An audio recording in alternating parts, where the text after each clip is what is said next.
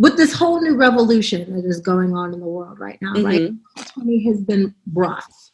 Can you Mm-hmm. tell us about what it's like to be a Black woman playing tennis? I've definitely growing up, I've had my challenges. Like I've faced a lot of racial discrimination. I've been, kicked off tennis courts before, saying that I don't belong there. I've played matches where I had people scream, monkey at me and, make sounds at me. And but luckily I have a very, thick skin and that stuff doesn't affect me. Whereas, somebody else that might not be like that, that might really affect them. So luckily I have that.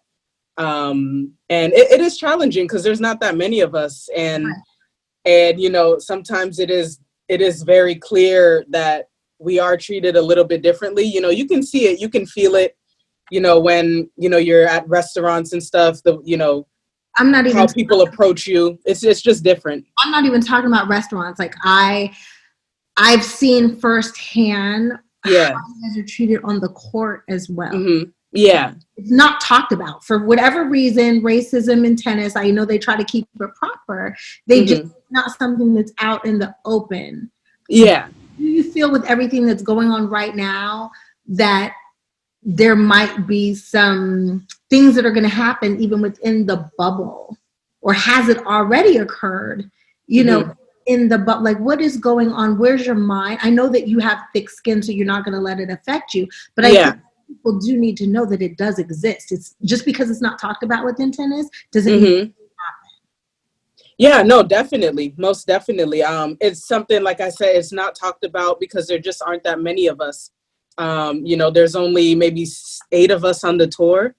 And it is hard. It is hard, playing matches, and when you feel like you're already like, people are kind of already against you. It is a hard, pressured feeling. And I think with everything going on right now, it is making people a lot more aware, and you could kind of feel like a shift in people's energy and their spirits a little bit. Like some of the Black players, they're wearing like the Black Lives Matter. Like I'm going to be doing for the when I go out for my match, I'm going to be wearing the t-shirts and everyone in my team will be wearing it. Yeah, but yeah, you can feel a shift, and I think people are starting to kind of understand like what's going on and starting to pay more attention to it. That's nice because that hopefully that'll bring on a change. That's crazy. Yeah. She was born in 1995, and that you're talking about the same stuff that you know Author Ashe. probably Arthur Ashe went through. Like Mm-hmm. makes no sense. Right. Yeah.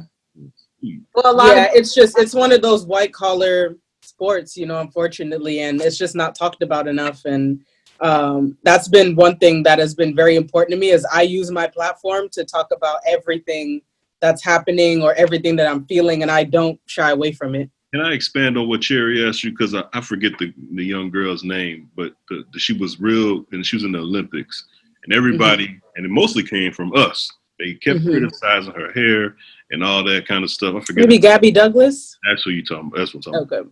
How much pressure is it on you as far as not just worrying about your game, but now you got to worry about your appearance and right, like how much, and you don't hear about that with your counterparts as much. Right. Yeah, it's just unfortunate. And then I think especially like Black women in particular, there's always kind of like a stigma, or, I just feel like it's always a little bit more difficult for us. And, it's one thing to already be worried about, matches and competition, and, it shouldn't matter what your hair looks like or what anything looked like. It should, you should just be focused on your game and how you're playing. But it is unfortunate that, that's the first kind of go-to. Then, this girl won like medals in the Olympics and people were talking about her hairstyle, and it's crazy. Hey, please like and subscribe to my YouTube channel. It is the official Cherry Johnson. That way you never miss one of our Cherry's World podcasts.